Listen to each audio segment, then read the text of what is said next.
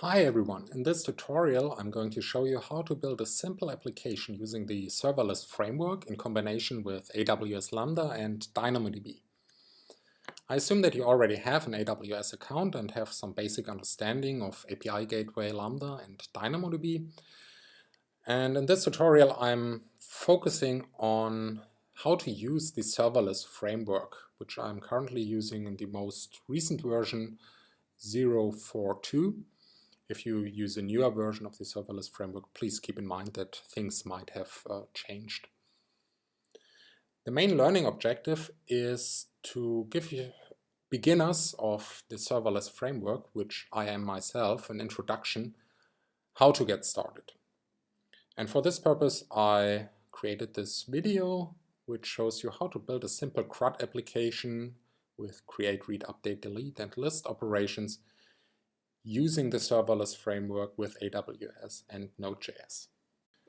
A good starting point to learn about the serverless framework is the serverless GitHub repository, where you find getting started and some documentation that gives you more info on how projects are structured, how templating works, and so on. One of the first things that you would like to do, probably, I'm going to delete this user, is go to your AWS dashboard and open your IAM service. And over there you create a new user, calling him serverless guy. And this will generate an access key ID and secret access key ID, which I'm going to save over here because I need it later. We're going to give this guy administrator access.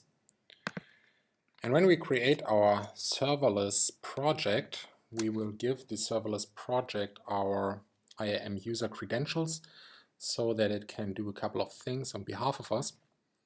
And we need administrator access, I believe, because serverless creates some IAM roles on our behalf. You might want to restrict these permissions later on.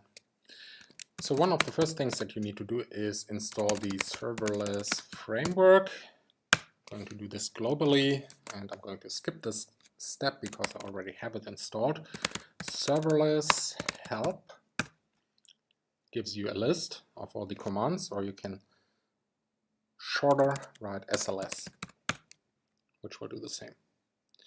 Now let's create our first project, SLS project create. And this will guide us through a couple of questions, project name, an S3 bucket where metadata and our Lambda code will be stored. All right, an email address for alarms. And now we need the access key ID of the user that we just created. You know, the guy with administrator access.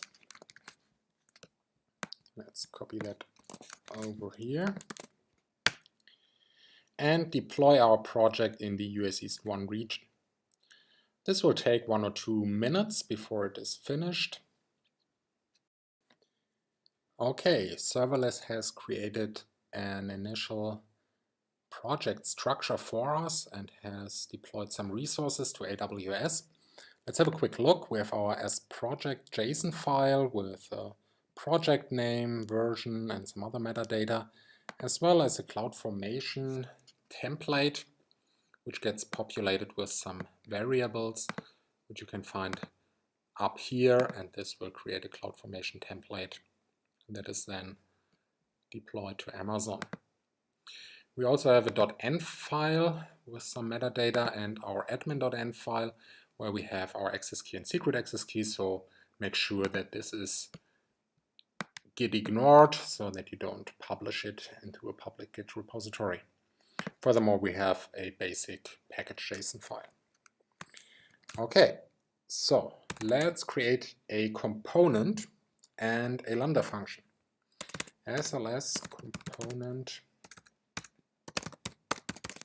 create, and we name it blog, or we can also just say create, and then we'll type blog. And this creates our component with some initial code, and next let's create a function. We first give the component name and then a slash. We can also add a subfolder here and then our function name. But let's keep things simple and just call our function blog/post. Okay, now we have successfully created a function. Let's take a look at the source code. Here we have our component directory, and in our component directory we have a library with some generated code that is shared by multiple, or that can be shared, included by multiple functions. And we have one function with a function handler.js file and a function JSON file which describes other things such as endpoints. We have a get endpoint here which we can deploy. But first let's write some code into our handler.js file. First we will remove some of the auto-generated code, such as the comments and this. And then let us log the incoming events.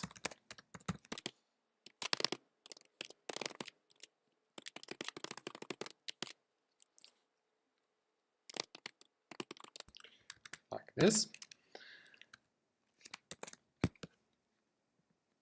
And we would like to access DynamoDB. So let's add some variables here. We require the DynamoDB doc library, and we'll create a Dynamo client. All right, so to make this work, we need to install the dependency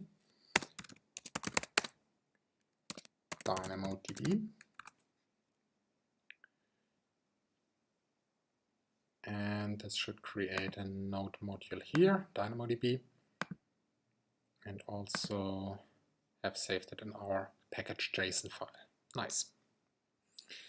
Okay, so let's define an operation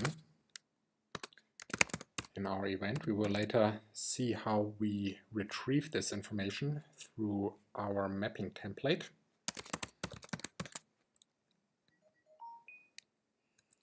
And we'll also pass through our table name with the event, like this.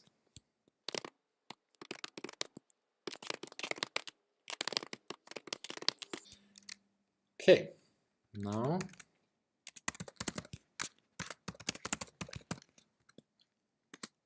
let's start with the first operation in case we create a new record in DynamoDB.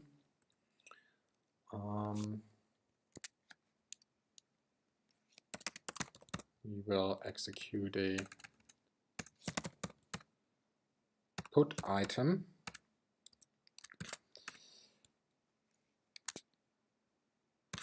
and we'll give it the payload from our event.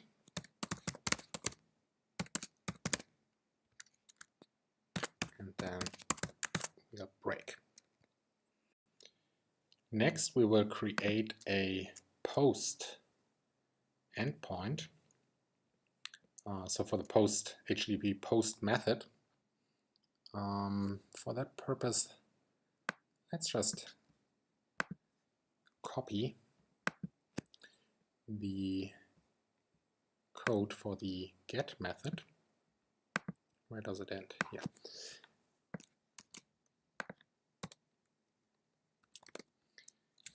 Simply replace get with post. We don't require authorization, no API key, request parameters. Okay, now we need a request template, and we can also give it a response template. In the request template, we reference a variable let's name it API request post create template. And we create a new file as templates.json, where we specify what's going into this.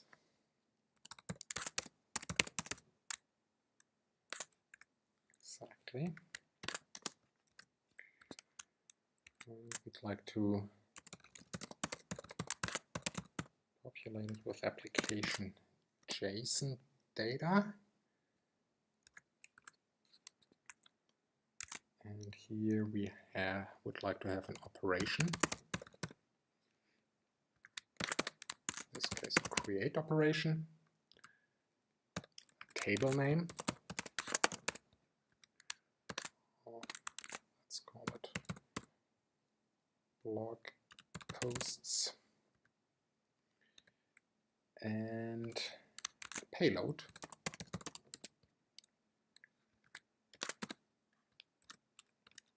Which specifies a DynamoDB item with some content or content column. And here we simply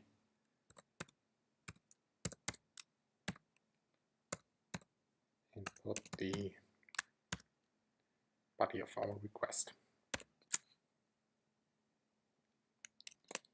Okay, let's go back to our request, and the way I did it won't work. So, like this. Okay, we have specified the content of our item, but it's missing a key. So whenever we make a post request, we'd probably like to auto-generate some key. And probably be good to have a UUID. And for that purpose, let's install Node UUID.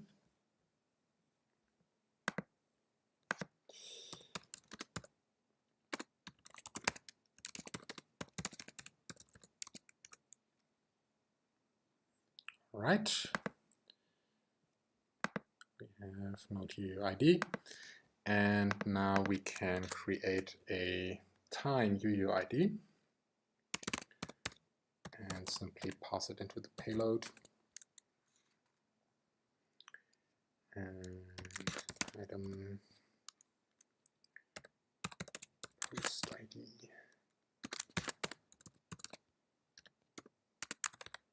Like this.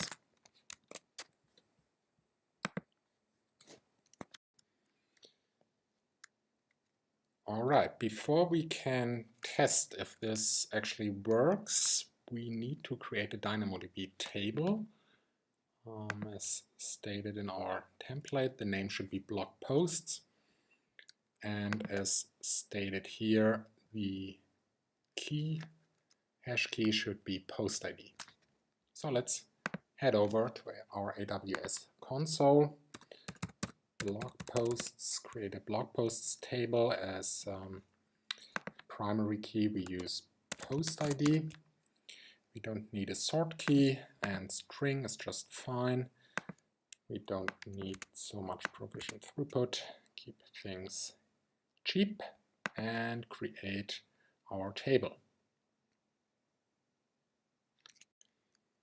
Our DynamoDB table has been created with a primary partition key post ID without a sort key, and we have no items in our table yet.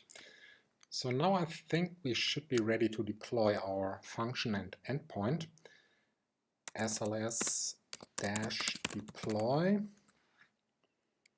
opens a little dashboard where we can select our function, and the get endpoint is actually not there yet, but we can also select the post endpoint and deploy them into our dev stage in the US East 1 region.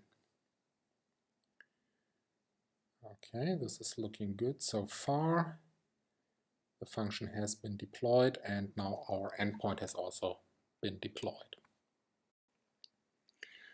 Now let's take a look at what has been deployed in AWS, and we can see in our Lambda management console that we have a Lambda function, and in our API gateway we can see that a post resource with a post method has been deployed. We don't use authentication in this example, so this looks good. If we take a look at the integration request, we can look at the mapping template, and here we see the stuff that we have specified in our serverless template.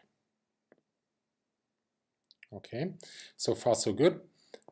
To try this out, I'm going to use Postman.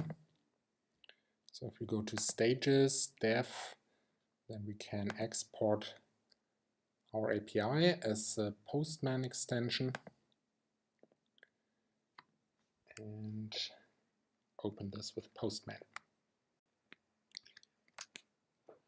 Let's go over to Postman and import the file that has just been created. All right. So here we go. We have one request, post request. We don't need authentication. So this looks all right. Here you can see the endpoint and our stage, the dev stage, and our path leads to our blog post. So let's see what happens. And something is not right yet because we cannot access DynamoDB. So this is something that I forgot to do, but no problemo. We'll go over to our AWS console, to the IAM management console, and we have here a role that has been created by Serverless, and we need to create a role policy that allows it to put items into DynamoDB. So in the US East 1 region, we have a table named blog posts, and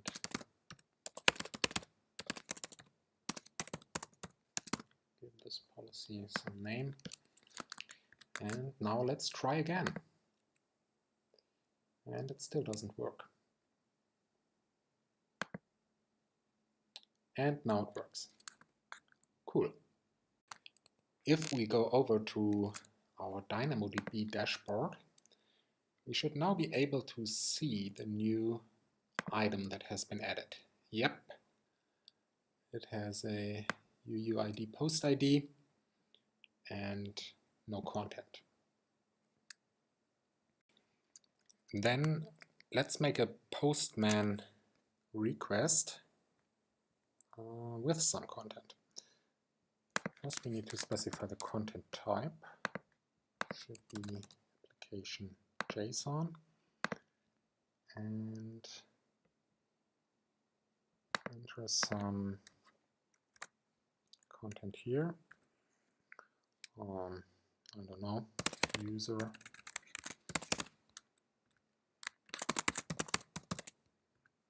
and a message. Right.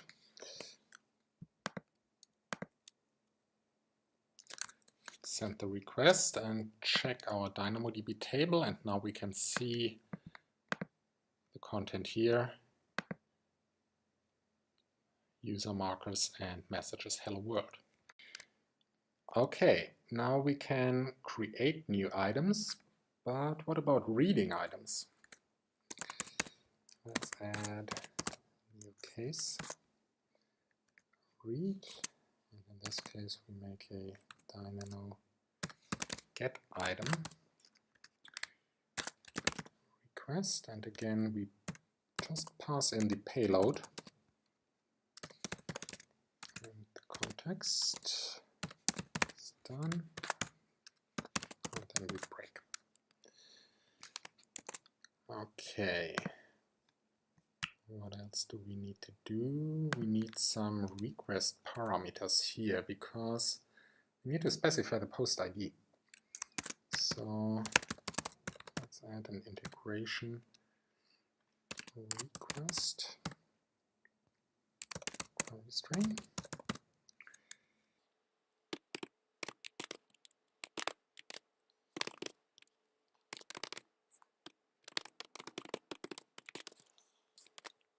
Okay. And here we also need a request template. So I'm just going to copy this post read template, and we need to create a template for that.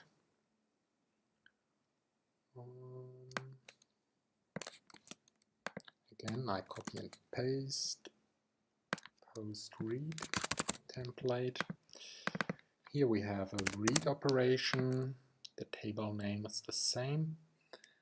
And in this case, we need to specify a key as payload with our post ID. And here we just pass in the params post ID. Okay, I think that should be it. Let's deploy our function.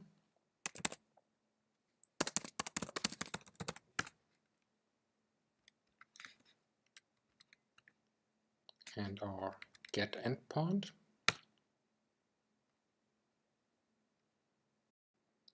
Now we have deployed the updated Lambda function and the new endpoint.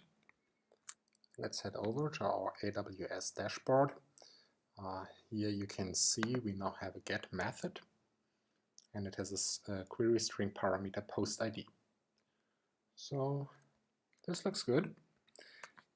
Let's try out with Postman. I'll simply duplicate the post request, make it a get, and add our ID.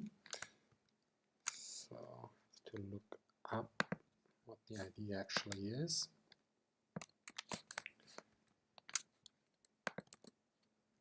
And now send a get request. And here we have a problem.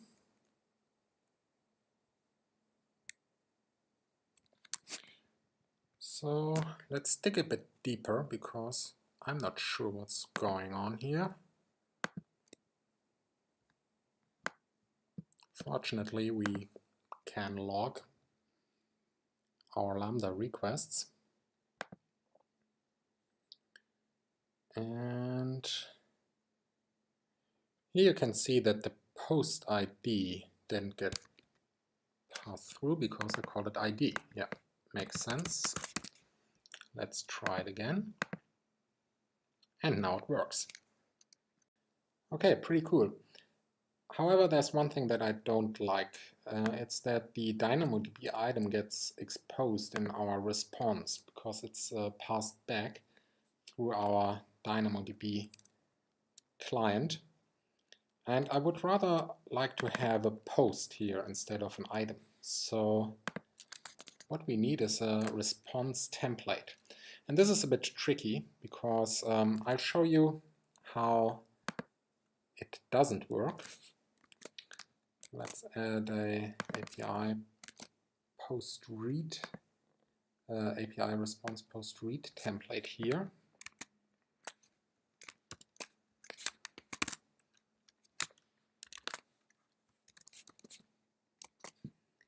And deploy our get endpoint.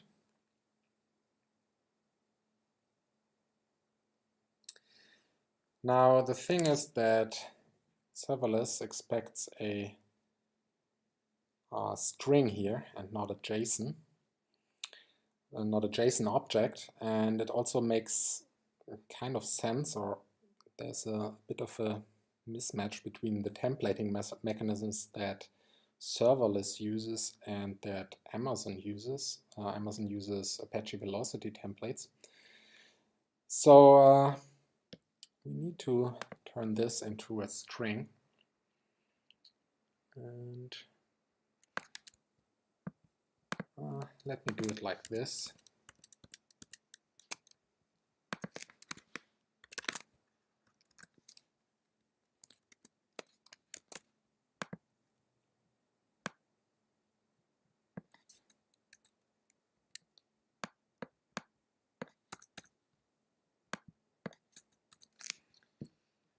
So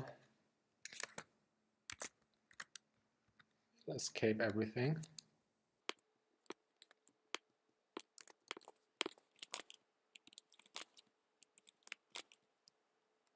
Which is not super nice, but it should work. So let's try again.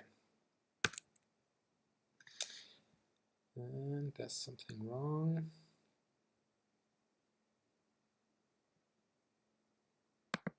Yep.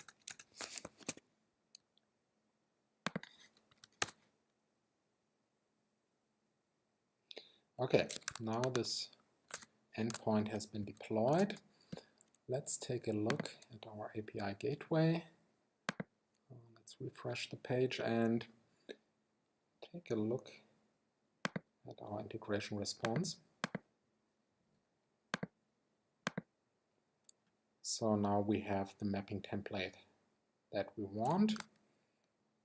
And we can try again Postman.